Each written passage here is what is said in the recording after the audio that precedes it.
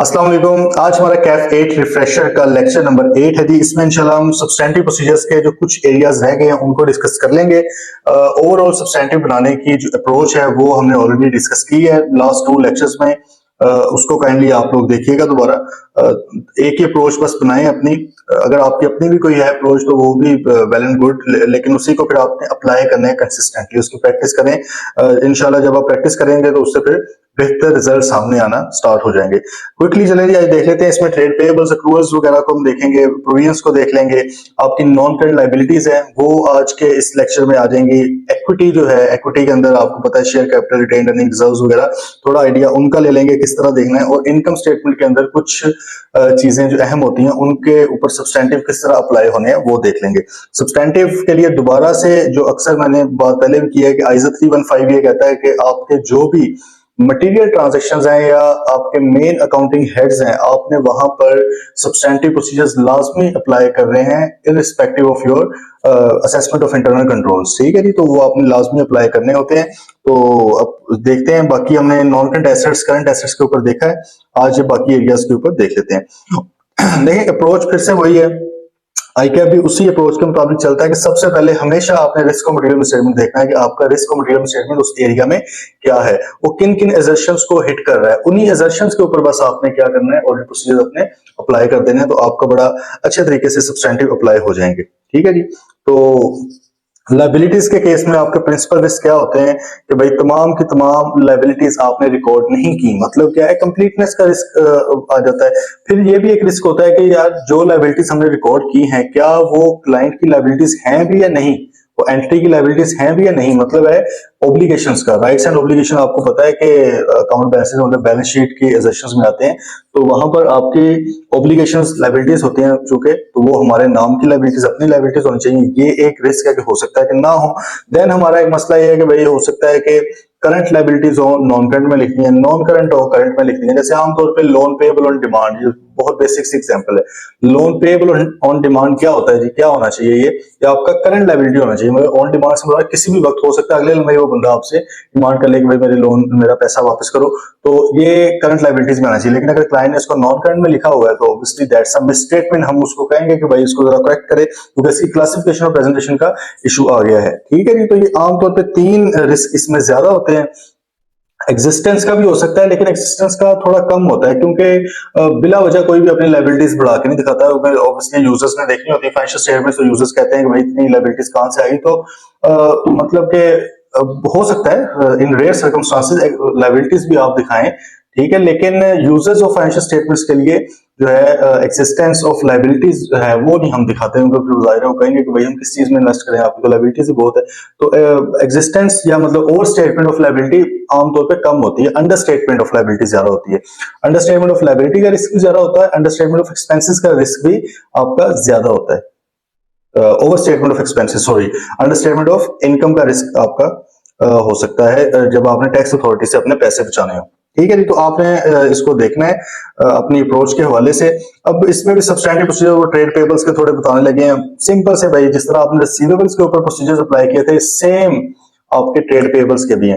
आप क्या करते हैं, एक लिस्ट ले लेते हैं, भाई ट्रेड पेबल्स कौन से हैं, पार्टीज बता दें हमें, ठीक है जी, पार्टीज आ गई हैं, उनके आगे बैलेंसेस आ गए एज एट 30 जून या जो भी ईयर एंड है आपका। आपने क्या किया, उसमें से कुछ सैंपल सेलेक्ट किया, अपने असेसमेंट की बेस पर आपने उनको भेज दी बैंक, आपकी एक्सटर्नल कंफर्मेशन आपने उनको भेज दी आइजा 505 के तहत। ठीक है, आपने एक्सटर्नल कंफर्मेशन भेजी, वो भी अब 2 तरह की हुई होती है, पॉजिटिव और नेगेटिव, जो भी आपको मुनासिब लगता है सिचुएशन के अकॉर्डिंग आपने पढ़ी हुई है किस सिचुएशन में कौन सी भेजनी चाहिए। ठीक है जी। अब अगर तो आगे से रिप्लाई आ गया तो आपने उस रिप्लाई को देख लेना है कि वो ठीक है या वो एक्सेप्शन है। एक्सेप्शन से मुराद क्या है कि वो उन्होंने वो नहीं एग्री किए क्लाइंट के साथ।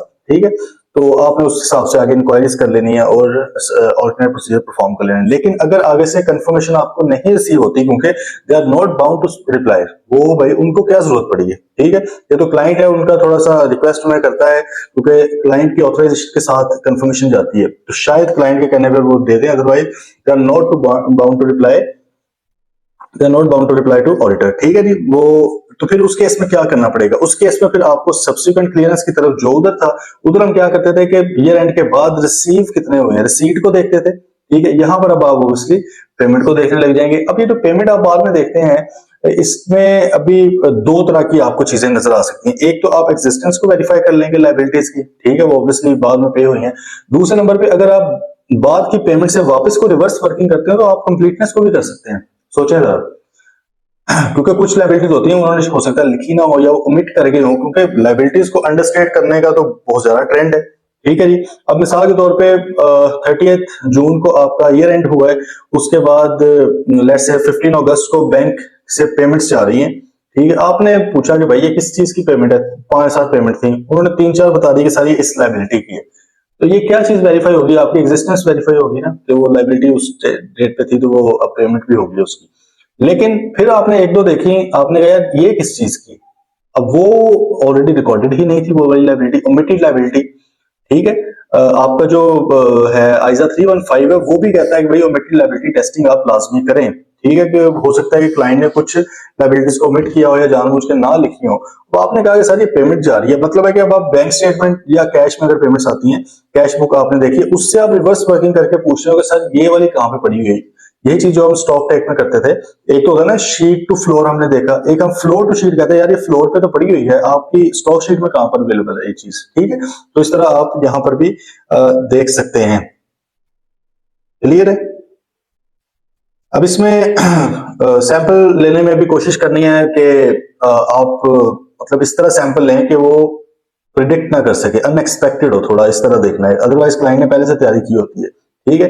फिर कई बार क्या होते हैं कि अब लाइबिलिटीज आपको पता है क्रेडिट हेड है, क्रेडिट है ना उसकी नेचर बाय डिफॉल्ट। अब उसके अंदर अगर बैलेंसेस आ रहे हैं, एंट्रीज की बात नहीं, एंट्रीज होती रहेगी पेमेंट वाली डेबिट की, लेकिन अगर बैलेंसेस कुछ डेबिट के आ रहे हैं भाई उनको देखना चाहिए, क्योंकि वो आमतौर पे तो बाय डिफॉल्ट तो क्रेडिट नेचर का होता है, तो वो डेबिट में कहां से आ रही हैं चीजें, तो उनको थोड़ा देखना चाहिए। इस तरह रिसीवेबल्स के अंदर अगर balances as a year end आपके कुछ क्रेडिट के आ रहे हैं तो उनको भी आपने उधर देखना है, ठीक है जी।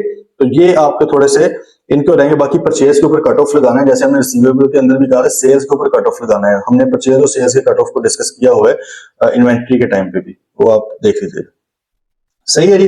देन आपके आगे अक्रूवल्स, प्रोविजंस एंड कंटीजेंसीज। देखें ट्रेड पेबल्स तो वो थे ना जो हमने गुड्स एंड सर्विसेज ली थी सप्लायर से, उसको हमने जो पैसे देने हैं वो ट्रेड पेबल्स होते हैं। इसके अलावा अक्रूवल्स होते हैं जो अक्रू हो जाते हैं एक्सपेंसेस, रेंट एक्सपेंस वगैरह, सैलरीज होती हैं, ये अक्रू हो जाती है, मतलब सर्विस ले ली हुई है या आपने फायदा ले लिया हुआ है उससे, अब आपने पेमेंट उसकी कर दी है, इंटरेस्ट वगैरह अक्रूवल्स आपके आ जाते हैं इसमें। प्रोविजंस फिर आपको आइडिया है IAS 37 जो आपका है वो प्रोविजंस का स्टैंडर्ड है, और कंटीजेंसीज भी उसी में डिस्कस्ड है।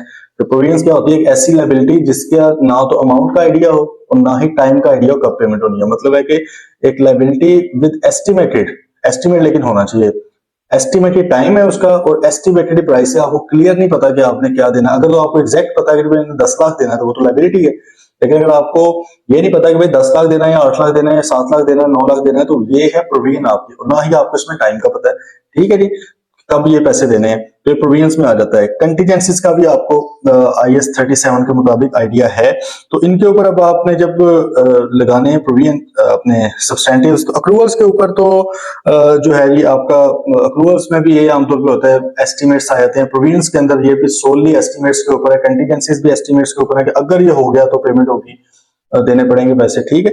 तो अब इनके अंदर भी मसला जो होता है वो कंप्लीटनेस का आमतौर पे होता है, क्या क्या सारी की सारी लायबिलिटीज जो है, सारी की सारी अक्रूवल्स, प्रोविजंस, कंटीजेंसीज रिकॉर्ड की गई हैं या नहीं की गई। इसमें भी आप एक तो एनालिटिकल प्रोसीजर इसमें थोड़ा अप्लाई करते हैं, ठीक है, कि क्लाइंट ने भी क्योंकि एस्टिमेट लगाया होता है तो एक आप अपना एस्टिमेट भी लगाते हो, आप उसको उसके साथ कंपेयर कर देते हो। बाकी जो सैलरीज वगैरह होती हैं, सैलरीज आती हैं, उसमें तो सिंपल है कि आपने सैलरी शीट्स लेनी है, ठीक है, उसको आप देख लें कि जून के अंदर जो सैलरी है लास्ट मंथ के अंदर क्या वही आगे अक्रू हुई है, ठीक है, उसको आप देख लें, आपको वहां से वेरीफाई हो जाएगा। फिर आप कुछ स्टाफ की फाइल्स वगैरह भी देख सकते हैं। तो बेसिकली सैलरीज को आपने इनकम के अंदर भी देखना, इनकम एंड एक्सपेंसेस जो आपके प्रॉफिट एंड लॉस है उसमें भी आपने देखना होता है, वहां से आपको इधर का क्रॉस वेरिफिकेशन भी आपकी हो जाती है, ठीक है। मतलब जब आप जून के मंथ की सैलरीज को वेरीफाई करेंगे, वहां पे ऑडिट करेंगे, सब्सटेंटिव अप्लाई करेंगे, तो वो जून वाली ही तो इधर अक्रूवल्स में आ रही होंगी।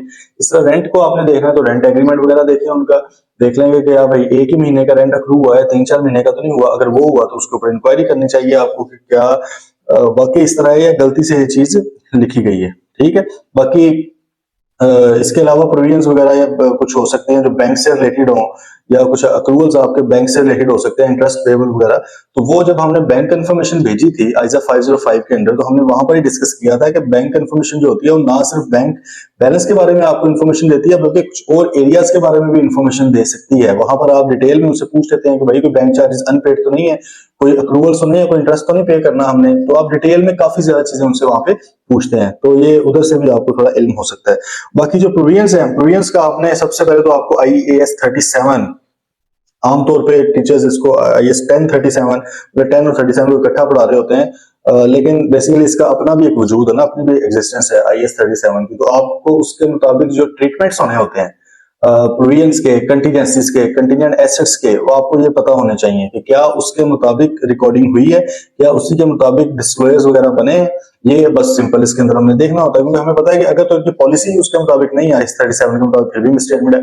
अगर पॉलिसी उसके मुताबिक है लेकिन इनको एग्जीक्यूट या इंप्लीमेंट करनी नहीं है, तो फिर भी एक मिसस्टेटमेंट है। और अगर डिस्क्लोजर्स उसके मुताबिक नहीं दिए गए, फिर भी उस केस में भी मिसस्टेटमेंट है आपकी, ठीक है। अब प्रोविजंस वगैरह होते हैं, ये आपके एस्टिमेट्स होते हैं। जहां पर भी एस्टिमेट्स आएंगे ऑडिट के दौरान, आपने आइजा 540 अप्लाई कर देना है, ठीक है। चाहे वो आपकी प्रोविजन फॉर डाउटफुल डेट्स हो, प्रोविजंस आपकी टैक्सेशन की प्रोविजंस हो, कंटीजेंसीज हो, क्योंकि जहां पर भी एस्टिमेट्स आएंगे तो भाई एस्टिमेट को भी तो आपने, रीजनेबलनेस ऑफ एस्टिमेट्स को भी तो देखना है। आप अपनी ऑडिट रिपोर्ट के अंदर भी ये लिखते हैं कि भाई हमने ना सिर्फ मिसस्टेटमेंट और फ्रॉड वगैरह को देखा है, बल्कि हमने reasonableness of accounting policies and estimates को भी देखा है। अब अगर एस्टिमेट्स के अंदर चेंजेस आ रही हैं तो आपको पता है उसका भी अच्छे से IAS 8 अप्लाई हो जाता है कि क्या चेंजेस उसके हिसाब से अप्लाई की गई है। पहले नंबर पर तो बात होती है कि जो एस्टिमेट्स होते हैं वो कंसिस्टेंटली अप्लाई होने चाहिए। ये ना हो कि हर साल ही आपके एस्टिमेट्स चेंज हो रहे हैं, ठीक है, तो वो भी गलत है। तो आप उसको थोड़ा कंसिस्टेंटली अप्लाई करें, लेकिन अगर वो चेंज हो रहे हैं तो उसके पीछे जस्टिफिकेशन लें, क्लाइंट से इंक्वायर करें कि भाई क्यों ये चेंज हो रहे हैं, और आपने फिर उसी के मुताबिक एस्टिमेट्स के ऊपर ऑडिट प्रोसीजर्स भी परफॉर्म कर लेने हैं, ठीक है जी।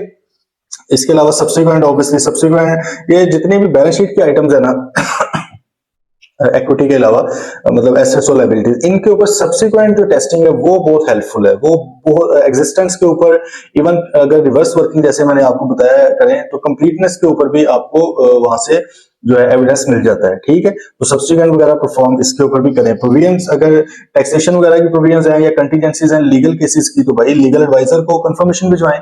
External confirmation legal adviser company का जो है उसको आपने भिजवानी है, उससे भी थोड़ी सी इंफॉर्मेशन लें। और अगर आपको जब देखें लीगल एडवाइजर कंपनी का इन्वॉल्व हो गया, तो फिर वो लीगल एडवाइजर कंपनी का क्या है, मैनेजमेंट एक्सपर्ट है। अब देखें चीजें ना लिंक हो रही होती हैं। जब आपने लीगल एडवाइजर को कंफर्मेशन भिजवाने का सोचा, इधर नहीं रुक जाना।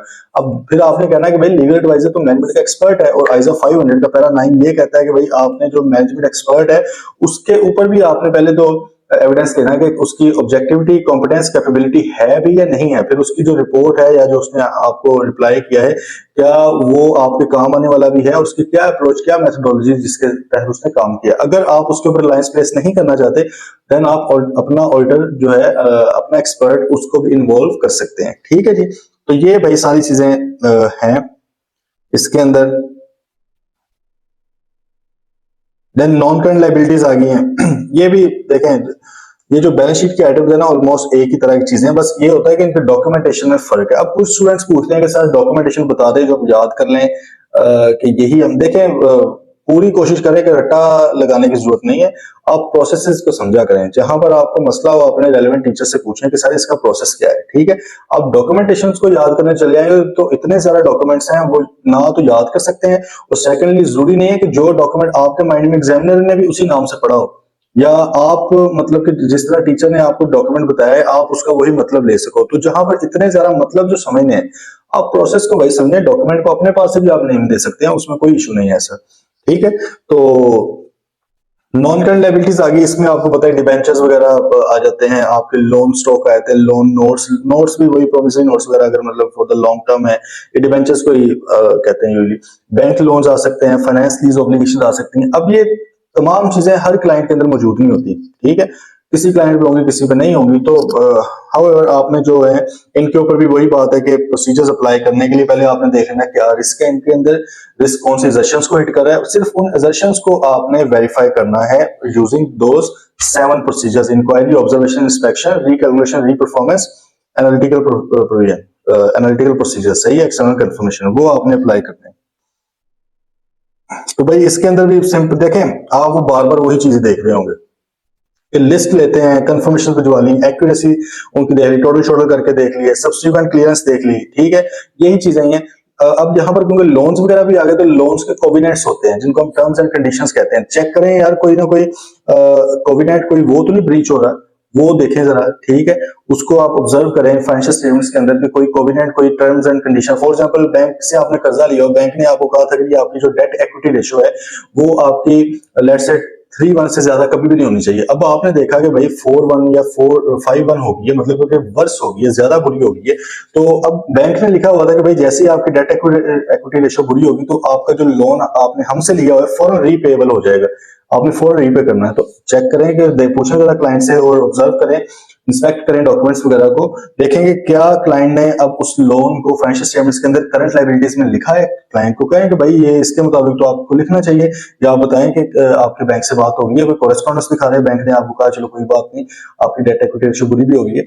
जब आप बैंक से या किसी भी इदारे से लोन्स लेते हैं ना, तो वहां पर बहुत ज्यादा कोविनेंट्स होती है। तो मैंने एक आपको बताया, फिर उसमें इंटरेस्ट कवरेज भी होती है, उसमें करंट रेशियो भी होती है, क्योंकि बैंक ने कोशिश करनी होती है कि आपके पास पैसा बचे उसको पे करने के लिए। आप देख लें पाकिस्तान जब आईएमएफ से लोन लेता है तो हम तो मतलब फंसे हुए हैं उस चक्कर में। तो वहां पर क्या करता है आईएमएफ, बहुत ज्यादा रिस्ट्रिक्शंस लगाता है। पाकिस्तान के अक्सर जो टैक्स की चीजें हैं, जो बजट्स की चीजें हैं, वो आईएमएफ के अप्रूवल के बाद बनती हैं। अब वो क्यों उसमें जरूरत आई, क्या ये बुरी बात है? देखें, हमें जितना मर्जी बुरा लगे, लेकिन इन दी एंड आईएमएफ ने हमें पैसे देने हैं, तो उन्होंने अपने पैसे की सिक्योरिटी भी लेनी है ना, कि भाई क्या पैसा मुझे वापस मिलेगा भी या नहीं मिलेगा।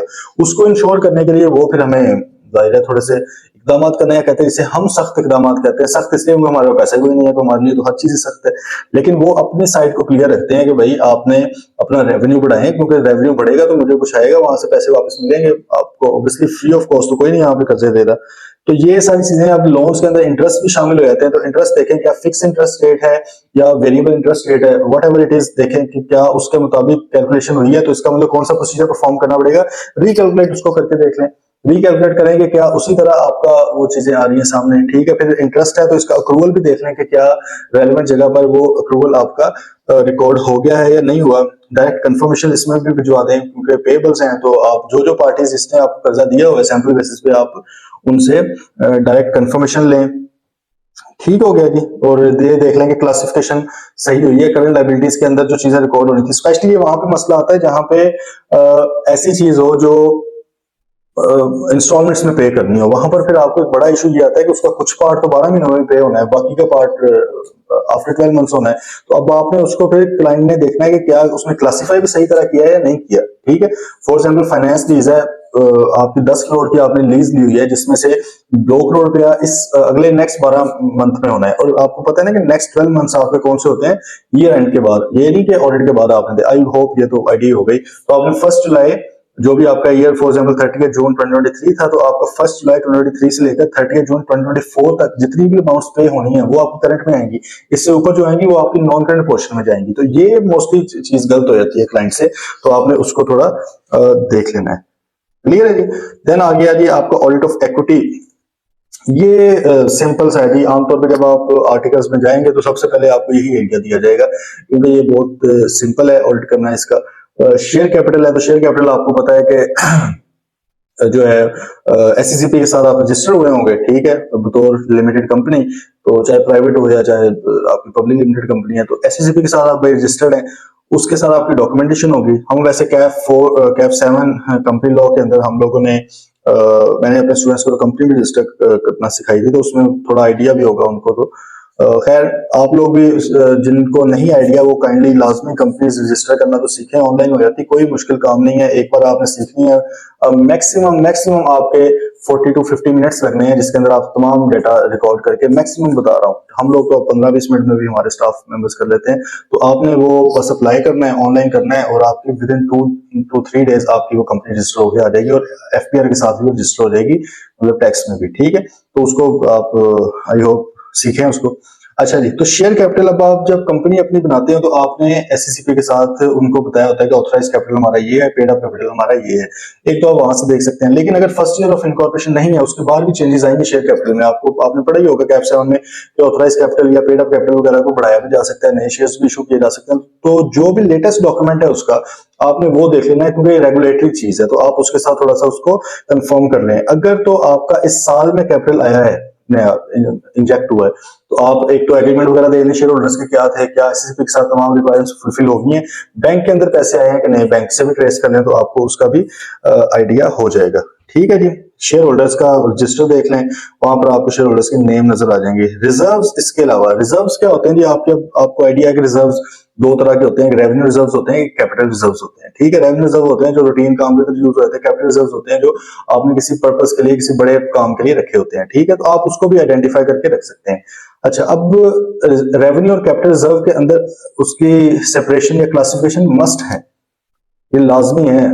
हमने शायद किसी लेक्चर के अंदर, आई होप शायद पहले लेक्चर के अंदर जब हमने एएफआरएफ डिस्कस किया था, एप्लीकेबल फाइनेंशियल रिपोर्टिंग फ्रेमवर्क, वहां पर मैंने आपको ये बताया था कि एप्लीकेबल फाइनेंशियल रिपोर्टिंग फ्रेमवर्क होता है आपके लोकल लॉ के मुताबिक, आपका कानून क्या कहता है, क्योंकि आईएफआरएस तो पूरी दुनिया के अंदर चलते हैं ना, तो आपका लोकल लॉ क्या कहता है। हमारा लोकल लॉ कौन सा है कंपनीज के लिए, कंपनीज एक्ट 2017, उसका थर्ड स्केड्यूल है, वो आपको ये कहता है कि भाई अगर लिस्टेड कंपनी है तो आपने आईएफआरएस जो फुल वाले आप लोग पढ़ते हैं वो यूज करने हैं, प्लस उसके फोर्थ स्केड्यूल कंपनीज एक्ट का, उसके अंदर जो रिक्वायरमेंट्स एंड डिस्क्लोजर्स की वो भी आपने फुलफिल करनी है। मतलब आपको ये दोनों चीजें करनी पड़ेंगी। अगर आपकी अदर देन लिस्टेड कंपनी कोई बड़ी लार्ज साइज कंपनी है, उसके लिए वो कहता है कि आईएफआरएस आपने फुल वाले यूज करने हैं, साथ फिफ्थ स्केड्यूल यूज करना है, और इसी तरह दूसरी भी है। ठीक है, मतलब आपकी एनपीओज हैं, स्मॉल साइज है, एमएससी है, तो सबके लिए थोड़ा थोड़ा डिफरेंट चीजें हैं।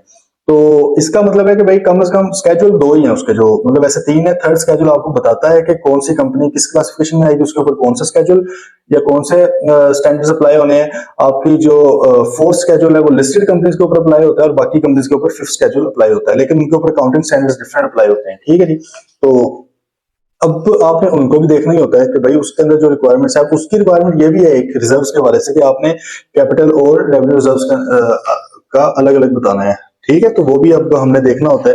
खैर, रिजर्व्स की फिर हमने उसका भी स्केड्यूल लिया, मूवमेंट देख ली कि भाई लास्ट ईयर क्या रिजर्व है, इस साल कौन से इंक्रीज हुए हैं, उसमें से पेमेंट्स वगैरह कौन सी हुई हैं। ठीक है, वो आपने देख लेनी, डिविडेंड वगैरह की पेमेंट्स ऑब्वियसली उसकी होती है, उनकी ऑथराइजेशन देख लें, अप्रूवल देख लें। आपको पता है कि जो डिविडेंड दो तरह के हो सकते हैं, इंटरम या फाइनल डिविडेंड। फाइनल डिविडेंड जो होती है उसकी अप्रूवल कौन देता है, शेयर होल्डर्स देते हैं, लेकिन उसका प्रपोजल कौन देता है, बोर्ड ऑफ डायरेक्टर्स देते हैं। जबकि इंटरम डिविडेंड का प्रपोजल और अप्रूवल दोनों चीजें बोर्ड ऑफ डायरेक्टर्स ही देते हैं, लेकिन इसके लिए ऑब्वियसली आपको कंपनीज एक्ट का पता होना चाहिए, लॉ का पता होना चाहिए, तो आप उसके मुताबिक चीज को देख सकते हैं। ठीक है जी, अब इसके अलावा the audit of statutory books, इसके अलावा भी बुक्स होनी चाहिए। ऑडिट रिपोर्ट आपने पढ़ी हुई है, ऑडिट रिपोर्ट में जब लास्ट में जाकर लीगल रिक्वायरमेंट्स आता है तो वहां पर हम एक लाइन लिखते हैं कि company has kept it's books of accounts in accordance with the companies act 2017 के बुक्स ऑफ अकाउंट्स हमारी कंपनीज एक्ट के मुताबिक पड़ी हुई है। तो भाई कौन सी कंपनीज एक्ट क्या कहता है, कौन सी होनी चाहिए, तो भाई ये कहता है कंपनीज एक्ट कि आपके बोर्ड मीटिंग्स वगैरह, minutes of share holders meeting वो होने चाहिए, तो आप उसको रिव्यू कर लें, इंस्पेक्ट कर लें। ठीक है, क्योंकि आपने ऑडिट रिपोर्ट के अंदर कहा है कि उनकी कंपनीज एक्ट के मुताबिक बुक्स पड़ी हुई हैं, तो आपने भाई उसको देखना भी तो है भी या नहीं। रजिस्टर ऑफ मेंबर्स होना चाहिए, वो देख लें, रजिस्टर ऑफ डायरेक्टर्स वगैरह देख लें, और उनका इंटरेस्ट कोई है किसी कंपनी के अंदर या कोई लोन शोन के अंदर तो उसको देख लें। Register of charges on the companies assets, mortgage charges वगैरह वो रजिस्टर होना चाहिए, उसको देख लें। Copies of directors service contract and details of directors remuneration packages वगैरह, मतलब ये कुछ चीजें हैं, ये आपने जो है लाजमी देखनी है। ये स्टैट्यूटरी बुक्स हैं जो कंपनी ने मेंटेन करनी है। ठीक है जी, अब नेक्स्ट क्या आ गया, की income statement figures. Income statement की भी आपको पता है कि मेन क्या चीजें होती हैं, आपकी सेल्स और परचेज सबसे अहम है, उसके अलावा उसके अंदर आपके एक्सपेंसेस दूसरे भी आ जाते हैं, और पे रोल है, ये अहम चीजें हैं।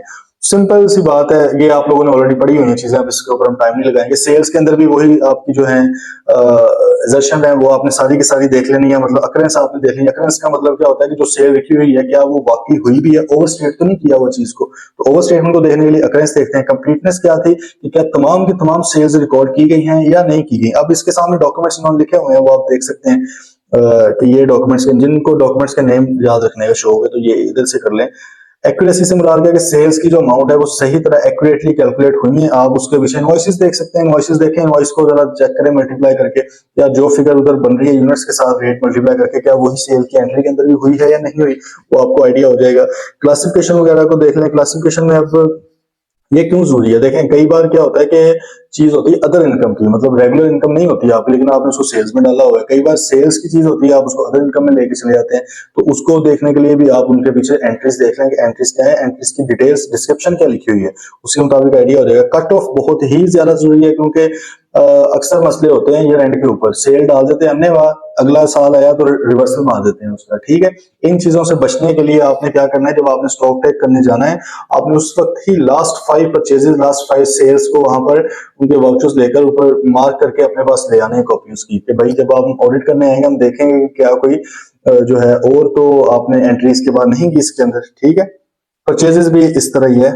पेरोल जो है, पेरोल के अंदर हम आम तौर पे एनालिटिकल प्रोसीजर्स परफॉर्म करते हैं पेरोल के, ग्लोबल एनालिटिकल भी हम उसको खैर कोई भी नाम दे सकते हैं। पेरोल का देखें एक आसान तरीका है उसको ऑडिट करने का।